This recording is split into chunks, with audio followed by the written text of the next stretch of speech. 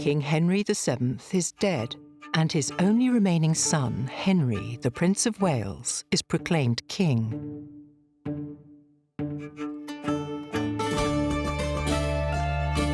When he comes to the throne at age 17, he immediately marries the Spanish princess, Catherine of Aragon.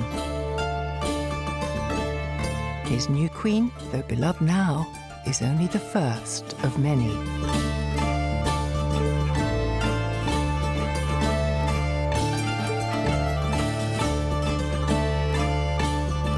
He is Henry VIII, infamous even half a millennium later for his fabled charm and terrible cruelty, as well as the 6 women he chose to be his queens. Divorced, beheaded and died. Divorced, beheaded, survived. He loved some, hated others. He even executed a few. These 6 remarkable women represented different aspects of Tudor women, yet they were all victims of one tyrant king.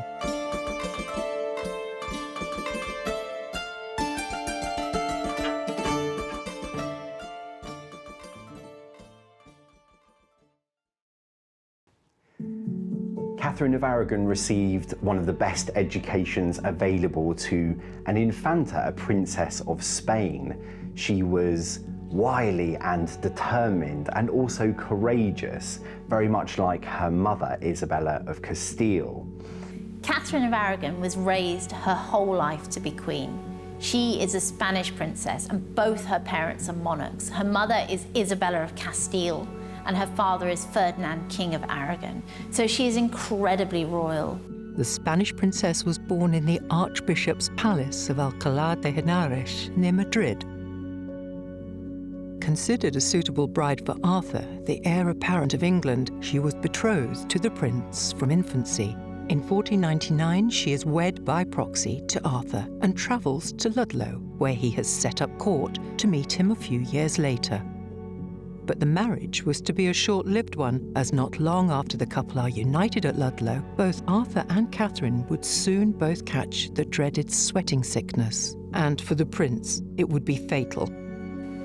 Henry VIII in 1509 almost immediately marries Catherine of Aragon, who is his former sister-in-law. She is the widow of his brother, Prince Arthur. So following Arthur's death, she is immediately betrothed to the future Henry VIII. She is 5 years older than him, so she has to wait for him to grow up. When Henry VIII ascended to the throne, one of his first acts was to ask his brother's widow, Catherine of Aragon, for her hand in marriage. This was incredibly expedient. It meant that England could retain a good relationship with Spain. But in order to do so, Henry had to petition the Pope for a license, essentially, a dispensation to marry his dead brother's wife. The Pope approves this, and Henry and Catherine are married and crowned King and Queen of England, strengthening once again England's alliance with Spain.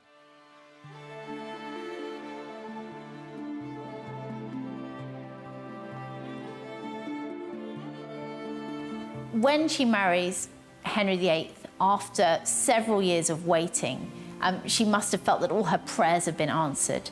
He is incredibly good-looking, and undoubtedly Catherine fell deeply in love with Henry. And he seems to have believed himself to be in love with her. She was young, she was attractive, she had sort of golden reddish hair. She was also very, very high-born and knew exactly how to behave as queen. Catherine rarely puts a foot wrong as queen consort. Catherine proves herself to be a good wife and a great queen. Henry adores her, and the country follows suit. Whilst Henry was away on a campaign in France, he actually appointed Catherine of Aragon as his regent, so she was ruling the kingdom in his stead. But James IV of Scotland took this opportunity to invade England. He obviously saw Catherine acting as a regent was an opportune time to invade and take advantage of the king's absence.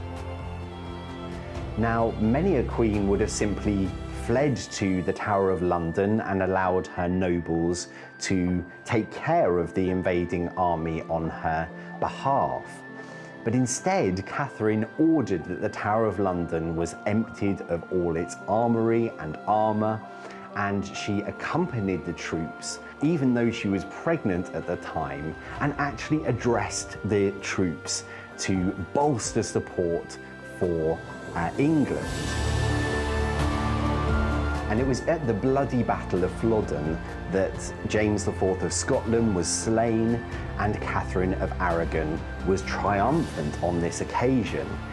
She actually sent Henry a piece of James IV's surcoat, which was bloodied up, so that Henry could wear it on a banner during his campaign in France. Indeed, in a letter to Henry, she actually confesses that she wanted to send James's body to Henry as a trophy, but she conceded that the English nobles would not stomach it.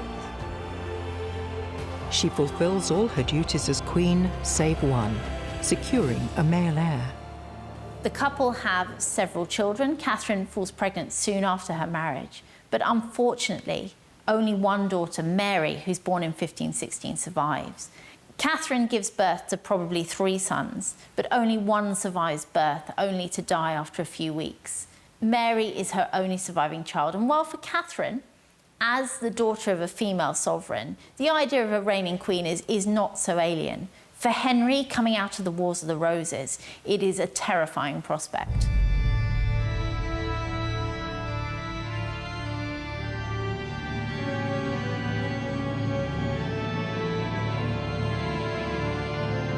With Catherine 6 years older than Henry and nearing middle age, the king begins to worry. With only one daughter and no legitimate sons, the succession of the Tudor dynasty is not yet assured.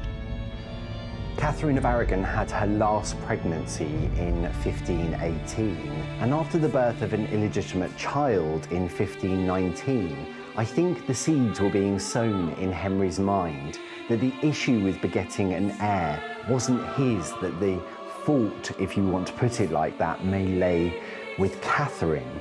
Catherine, of course, was 6 years older than Henry, and I think Henry was looking at the clock and thinking that time was running out for them.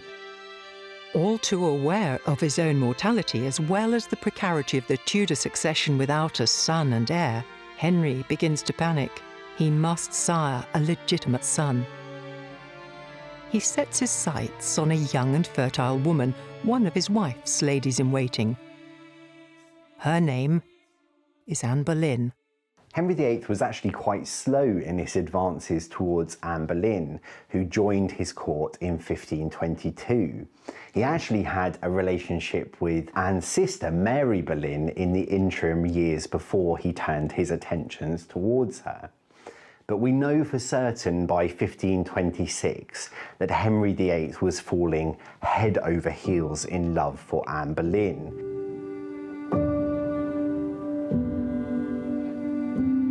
There is no doubt that Henry adored Anne. He loved her deeply. In his letters, he talks about being struck by the dart of love. We are still looking at the Henry VIII who is young and good-looking. He's in his 30s. He's still in his prime. He's only starting to gain weight. Still a real catch. So it's easy to see how Anne could fall in love with a man like Henry VIII. Anne Boleyn grew up at Hever Castle in Kent, the youngest daughter of Thomas Boleyn, who would later become Earl of Wiltshire and Earl of Ormond, and his wife, Lady Elizabeth Howard. The only real way that Henry was going to be able to marry Anne was if the Pope would annul his marriage to Catherine of Aragon. And Anne and Henry knew that the best mechanism for achieving that end would be through the king's minister, Thomas Wolsey. At Henry's behest, Cardinal Wolsey travels to Rome, where he will petition Pope Clement to grant the annulment of the king's marriage to the Queen, on the grounds that it was, and had always, been illegitimate. The Cardinal appeals to Pope Clement for an annulment of Henry and Catherine's marriage on the basis that the initial dispensation was void, as the marriage clearly disobeyed instructions in the Book of Leviticus. which states that the marriage of a brother's wife was incestuous and would bear no children. This became a matter of international tension. Catherine's nephew, the Holy Roman Emperor Charles V, is vehemently against the annulment, as is Queen Catherine herself. Pressure comes from all sides for Pope Clement, as Queen Catherine and King Charles V urge him not to annul the marriage, and Wolsey and Henry push for the dispensation to be made. While the Pope is in the Emperor's power, he will never grant the annulment of the Emperor's aunt's marriage. The English try and Cardinal Wolsey tries, but he's in an impossible situation. He can never do it. He will never be able to annul this marriage. Caught between the wills of two powerful kings, the Pope delays his decision as long as possible, the indecision infuriating both Henry and Anne, who begin to doubt Wolsey's loyalty to the crown over the Church. Wolsey returns to England without the Pope's annulment. Wolsey ultimately fails to secure an annulment for Henry from his marriage to Catherine of Aragon, and this leads to his dramatic fall. Enraged by Wolsey's failure to secure the annulment, Henry turns to more drastic measures. Wolsey is arrested and sentenced to death. Thomas Cromwell, one of Henry's key ministers at court, proposes a new plan to grant Henry's divorce: reformation. There is no solution other than breaking away from the Pope, because if the Pope will not grant the annulment, then perhaps the Church needs to move from the Pope. And therefore he is greatly influenced by these new thinkers, including Anne Boleyn, and taking the unprecedented step to break with the Church of Rome and to install himself as king, as the head of his new church. As soon as Thomas Cranmer is confirmed as Archbishop of Canterbury, he disavows his oath of allegiance to the Pope and declares the English Church separate from Rome, with the king as its supreme head. And this is the moment that the English Church goes its own way. In order to do this, Henry actually elevates himself beyond kingship and proclaims that he is an emperor of his own empire. This is really the beginnings of the British Empire. This is where it all begins. Anne and Cromwell's shared reformist views make them indomitable allies, and so begins the break from Rome, fueled more by political affair than theological dispute.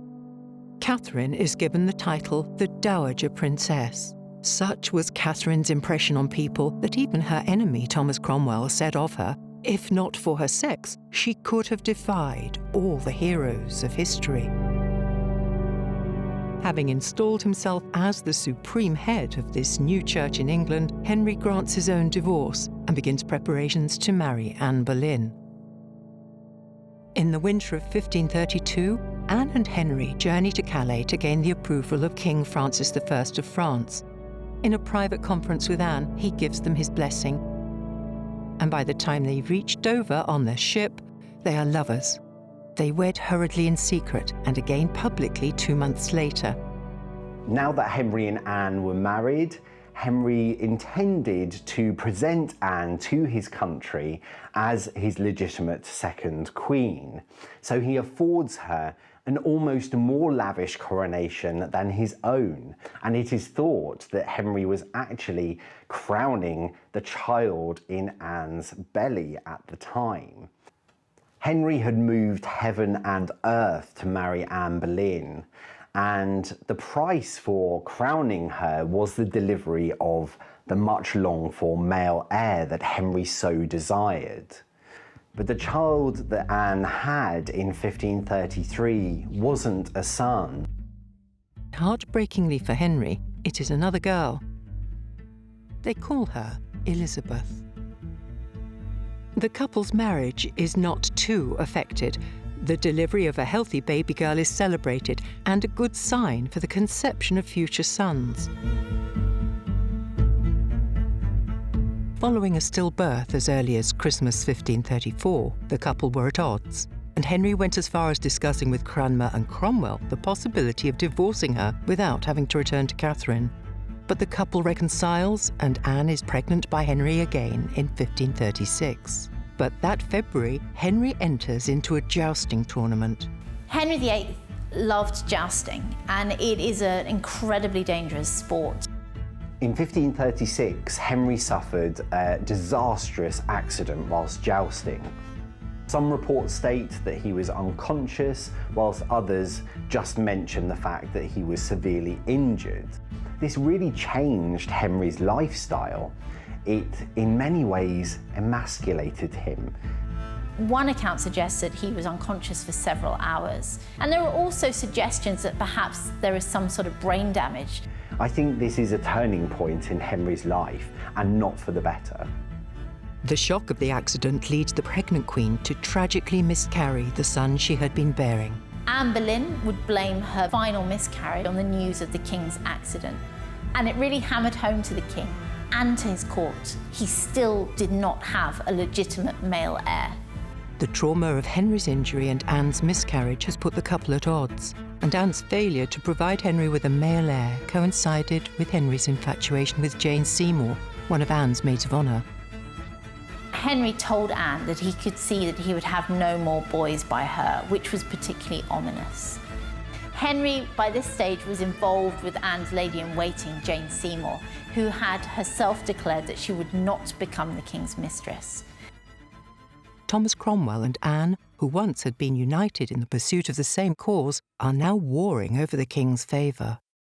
Whilst Henry and Cromwell were intent on plundering the spoils from the monasteries and funneling the funds into their coffers, Anne had other ideas. She believed that the wealth from the monasteries should be distributed, much as the monasteries had done, to the common people by way of establishing educational facilities for the masses.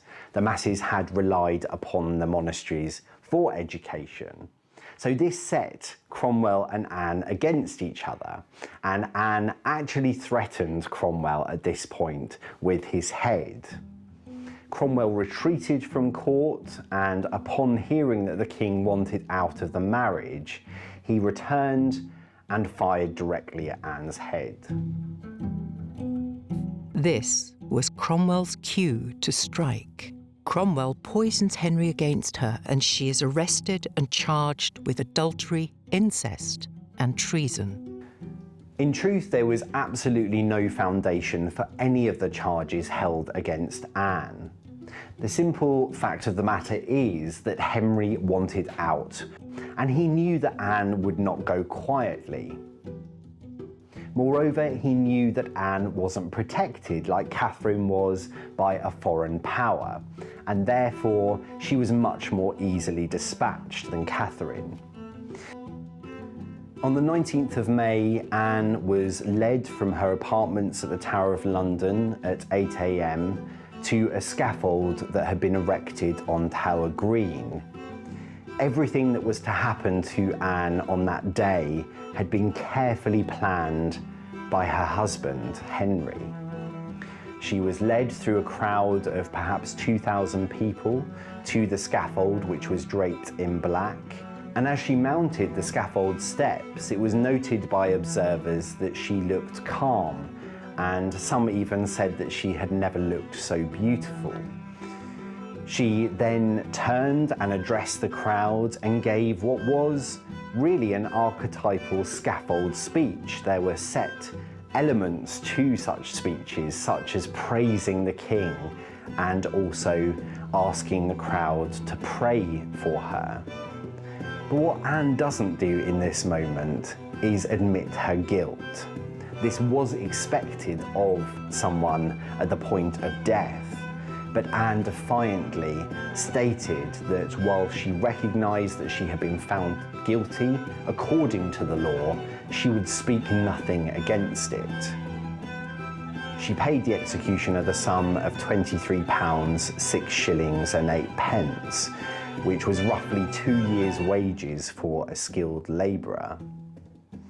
Anne then knelt into the straw, and one of her ladies blindfolded her.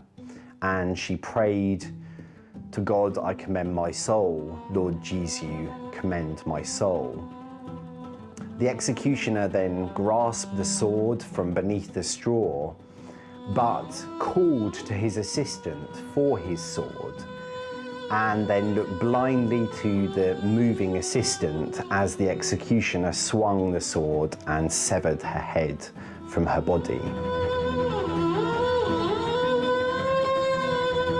Henry arranges that a cannon be fired at the moment of Anne's death so that he knows it is done. This is Henry's cue to move on, as the following day he proposes to Jane Seymour. 2 weeks later, they are married. Compared to Henry's first two queens, Jane Seymour was rather less complicated.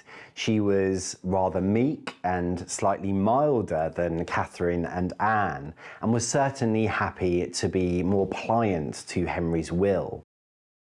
Jane, the daughter of Sir John Seymour and Marjorie Wentworth, was most likely born at Wolf Hall, Wiltshire. As Queen, Jane was graceful yet strict and formal. She replaced the lavish entertainments and extravagance of Queen Anne's household with strict decorum. It is a marriage that he hopes will bear sons. Jane comes from a very fertile family. She has many brothers, and he's hopeful that Jane will prove a very different wife to Anne Boleyn. Finally, at the start of 1537, Jane realises she's pregnant, and when she feels the baby quicken, so she feels the baby move, the whole country erupts into celebration. Henry is incredibly solicitous throughout her pregnancy. He vows to remain close to her so she's not frightened by any rumours. This is probably a reference to Anne Boleyn's final miscarriage and the fact that she blamed it from Henry's fall from a horse. After many years of heartache, Jane Seymour finally gave Henry the son and heir that he so desperately craved. When Jane goes into labour in October 1537, the whole country hold their breath. And it's a very long, very arduous labour. Finally, after 2 days, Jane gives birth, and it is a healthy prince, and everybody celebrates. Henry was elated. There was much celebration throughout the kingdom, and lavish feasts and jousts were prepared. This is the moment that Henry has been waiting for nearly 30 years.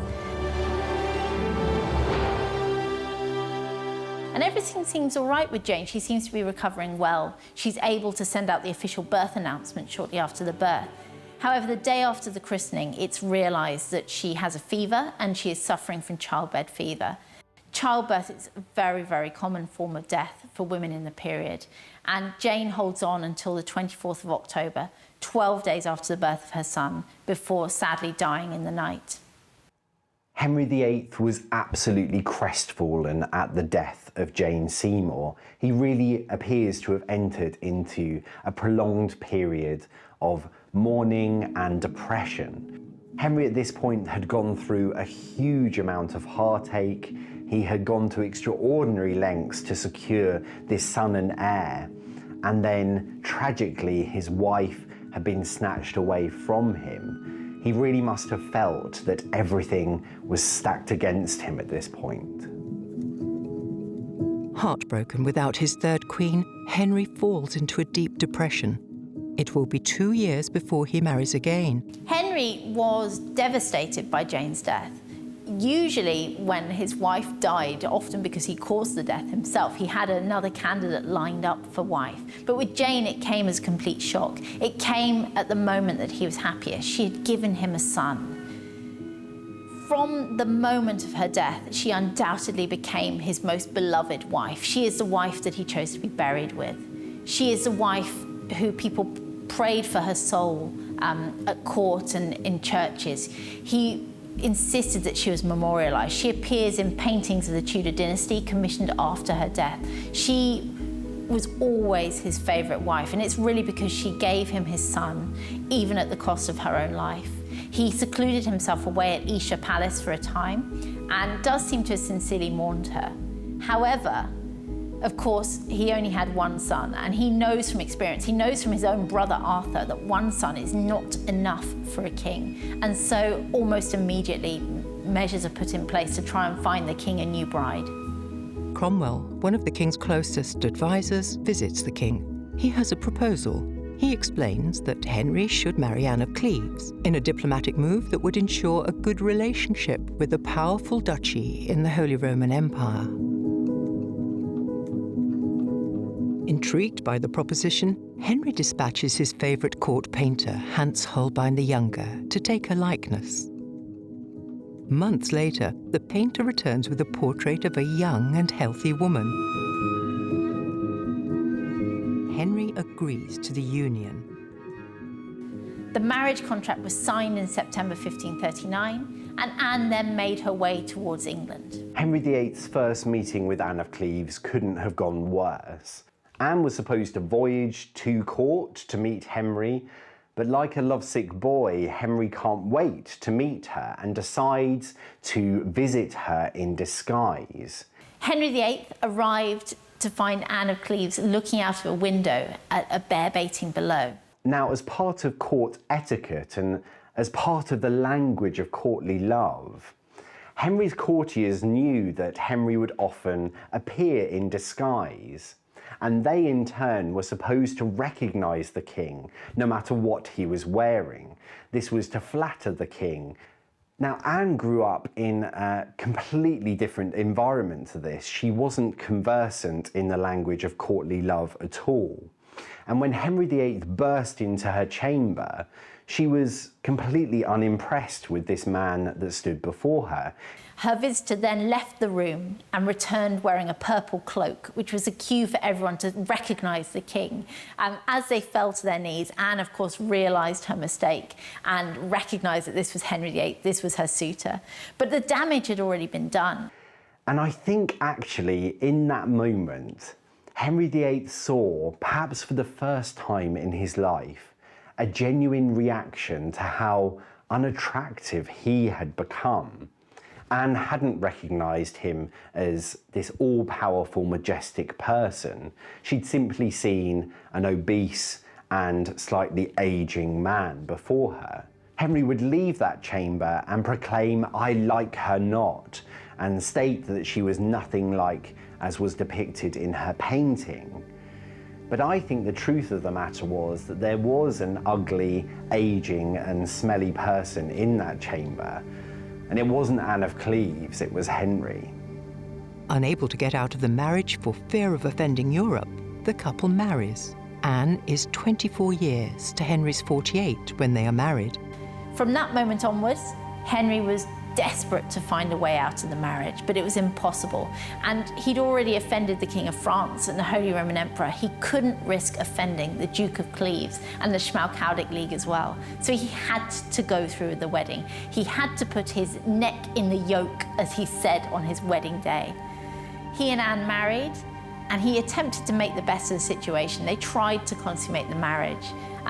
But Henry, again, his mind was closed to Anne. He just couldn't do it. He had suffered from intermittent impotency since the days of his marriage to Anne Boleyn and just could not consummate the marriage.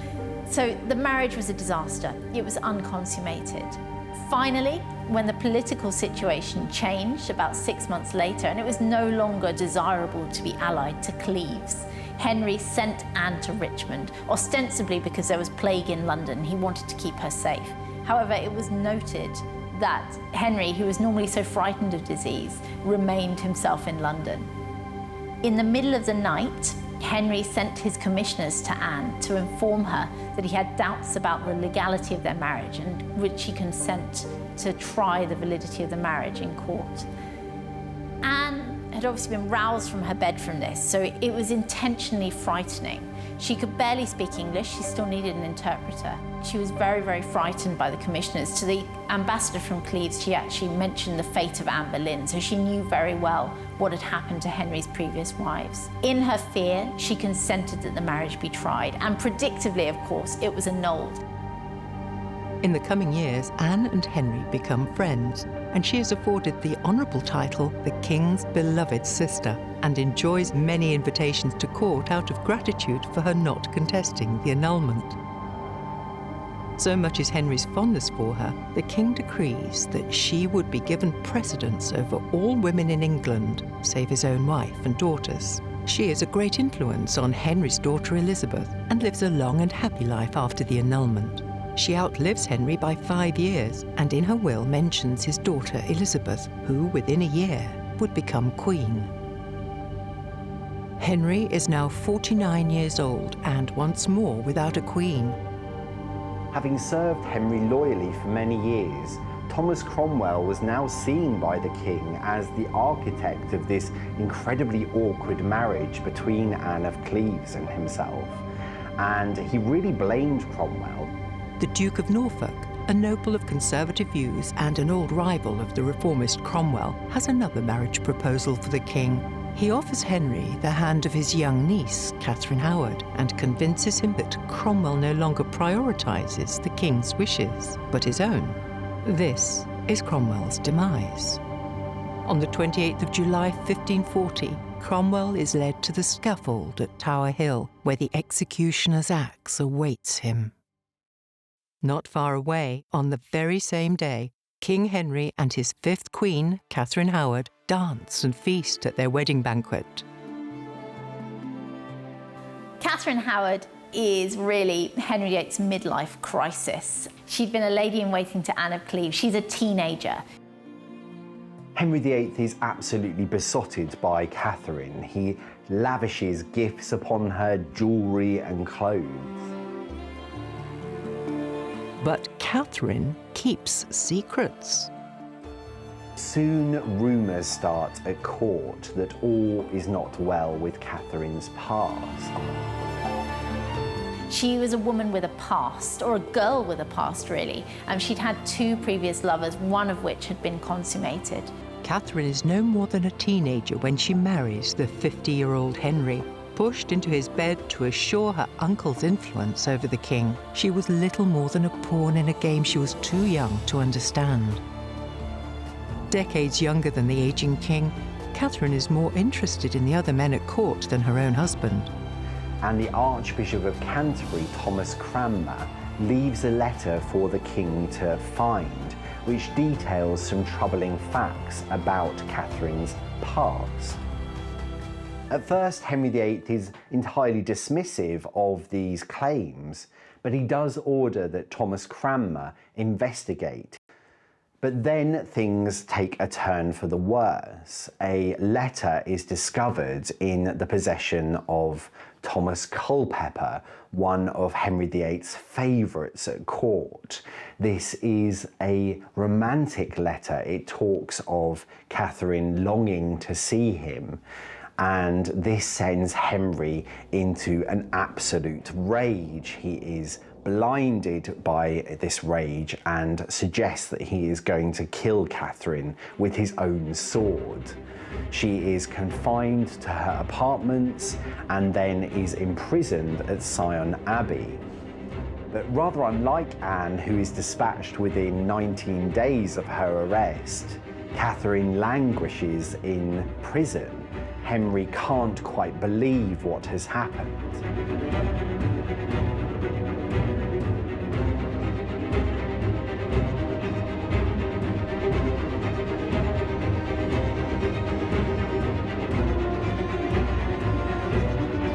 She did not heed the warnings of her predecessors.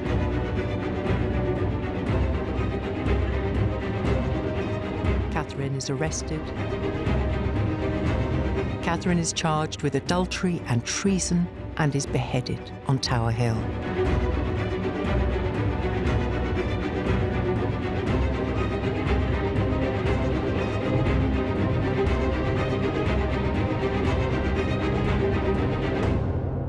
Henry VIII's sixth and final queen was Catherine Parr.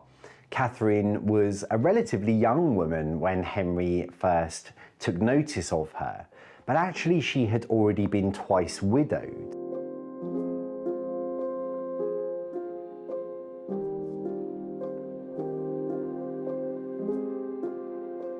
She was very, very reluctant to marry Henry and actually seems to have been quite horrified when he declared his interest in her.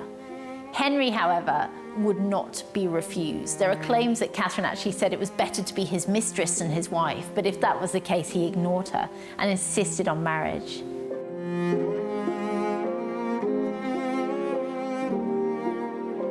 I think at this point in his life, Henry is looking for peace and stability and looks to Catherine Parr to rehabilitate his family life, to bring his children together and to bring harmony once more to the royal family. Catherine Parr is a woman of sharp intelligence and strong faith. Catherine Parr is an incredibly intelligent woman. She is very well read and has very radical religious ideas too. She's also the first queen to ever publish a book and the first woman to publish a book in England under her own name and in English. Catherine is incredibly fond of the king's daughters, Mary and Elizabeth. His sixth queen is instrumental in convincing Henry to pass the Third Succession Act in 1543 that restored his daughters Mary and Elizabeth to the line of succession. The new queen is a devout Protestant. She is keenly aware of the fate of her predecessors, and Henry does not hesitate to remind his new queen. Both her queenship and life are threatened due to her radical Protestant beliefs.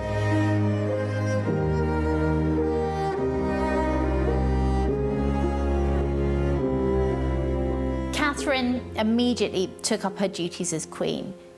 She seems to have felt that her queenship was ordained by God, and certainly later in a letter she wrote that God had withstood her will, that God had required her to take on the queenship. And she seems to have felt that this was to help promote Protestantism, because Catherine is England's first Protestant queen. She was very involved in Protestant circles at court. She was involved with Anne Askew, who was an outspoken and very prominent Protestant. But of course, to be a Protestant in Henry VIII's England was to be a heretic and to be subject to prosecution by the church courts and possibly burning, which was a penalty for heresy. So the stakes were very, very high. Catherine continued in her attempts to try to convert Henry to Protestantism. And there's this great story from John Fox, the famous Martyrologist, where Catherine would go to Henry while he was ill in bed and try and debate with him, try and persuade him to become a Protestant. One night, after she had gone, Henry complained about the fact that his wife was trying to teach him religion. And this allowed the conservative Bishop of Winchester, Stephen Gardiner, to jump in and sort of imply that perhaps Catherine was guilty of heresy. And an arrest warrant was drawn up.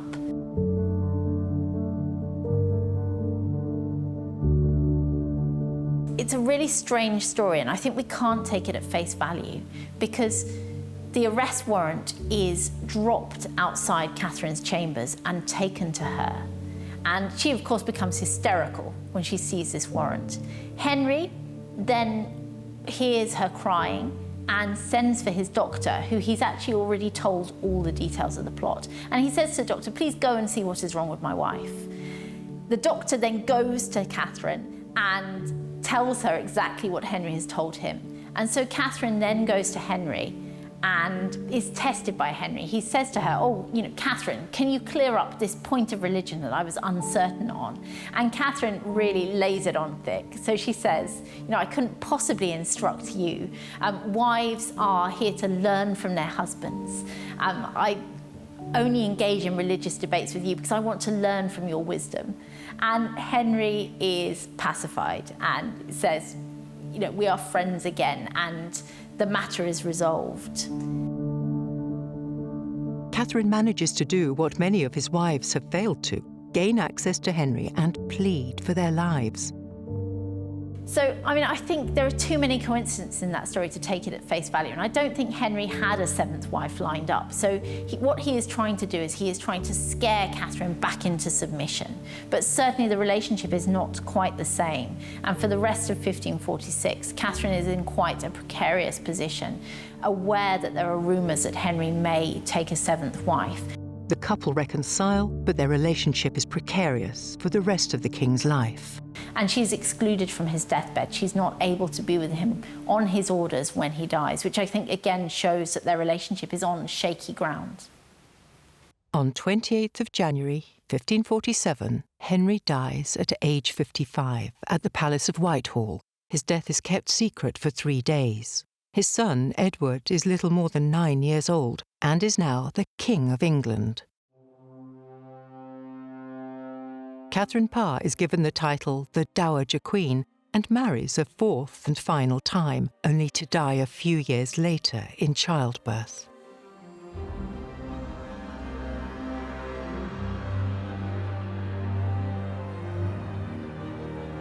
Divorced, beheaded and died. Divorced, beheaded, survived. Life as a Tudor woman was difficult at the best of times, but when you're married to a tyrant king, it can be so much worse. Your every move scrutinized for treason. Your every motive is questioned. Treated as little more than a brood mare or a lamb to the slaughter. These 6 fascinating women were deserving of so much more than the lives and deaths their husband granted them.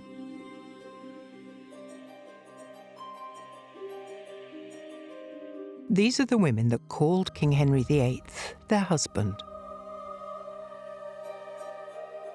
Catherine of Aragon, Anne Boleyn, Jane Seymour, Anne of Cleves, Catherine Howard, Catherine Parr. Some are painted as villains, some victors, others victims. But they were all Tudor queens.